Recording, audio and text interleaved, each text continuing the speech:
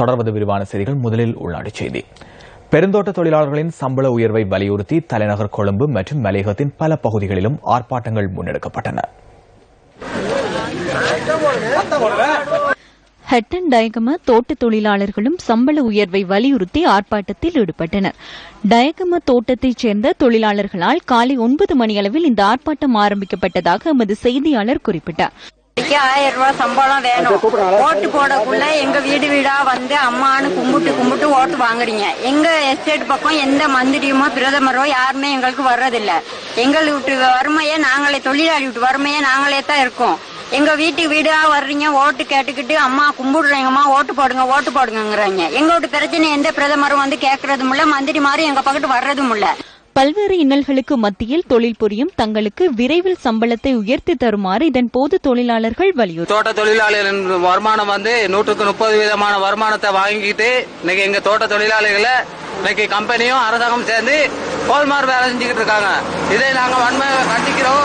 எங்க மக்களுக்கு நிரந்தரமாக கொடுக்க வேண்டிய 1000 ரூபாயை வழங்க வேண்டும். 15 மாத காலமாக இழுபறியில் இருக்கின்ற பேச்சுவார்த்தை ஒரு விளையாட்டை போன்று தெரிகின்றது. அரசாங்கத்திற்கும் கம்பெனிக்காரர்களுக்கும் உடனடியாக எங்களுடைய 1000 ரூபாய் சம்பளத்தையும் கொடுக்க வேண்டிய தவணை பணத்தையும் உடனடியாக எங்களுக்கு வழங்க வேண்டும் என்று சம்பளத்தை கூட்டி கொடுக்க இயலாது. நாங்க ஒரு நாளைக்கு 450 ரூபாய்க்கு சம்பளம் வேலை செஞ்சு 4 பிள்ளைங்க 5 பிள்ளைகளை படிக்க வைக்கணும். எவ்வளவு கஷ்டத்துக்கு மத்தியில வாழ்றோம். எங்களுக்கு ஏன் அந்த சம்பளத்தை கம்பெனிக்காரங்க கூட்டி கொடுக்க கூடாது?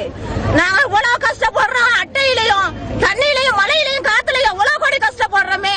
எங்களுக்கு ஏன் கம்பெனிக்காரங்க சம்பளத்தை கூட்டி கொடுக்க இயலாது? வருஷமா எங்களை ஏமாத்தி இருக்காங்க. நாங்க இன்னும் ஏமாத்துக்கு இருக்க இல்லாது. ஏமாந்த காலம் எங்களுக்கு போயிடுச்சு.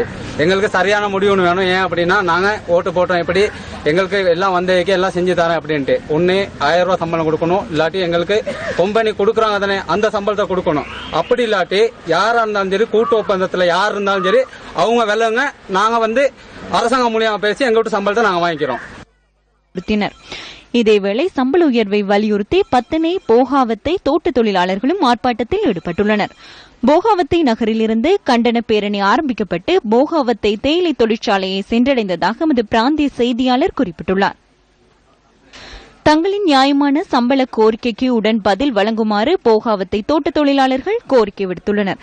தோட்ட தொழிலாளர்களுக்கு நியாயமான சம்பள உயர்வு வழங்கப்பட வேண்டும் என ஹப்புத்தொலை தங்கமலை தோட்ட மக்களும் கோரிக்கை விடுத்துள்ளனர். விரைவில் பேச்சுவார்த்தைகளை முன்னெடுத்து தங்களின் சம்பள பிரச்சினைக்கு தீர்வு வழங்குமாறு தங்கமலை தோட்ட மக்கள் வலியுறுத்தியுள்ளனர். பெருந்தோட்ட தொழிலாளர்களின் சம்பள உயர்வை வலியுறுத்தி தலைநகர் கொழும்பிலும் ஆர்ப்பாட்டம் முன்னெடுக்கப்பட்டுள்ளது. கொழும்பு நாரகன்பேட்டிய பகுதியில் உள்ள தோட்ட திணைக்களத்திற்கு அருகில் நாவல வீதி சந்தையில் இந்த ஆர்ப்பாட்டம் நடத்தப்படுகின்றது.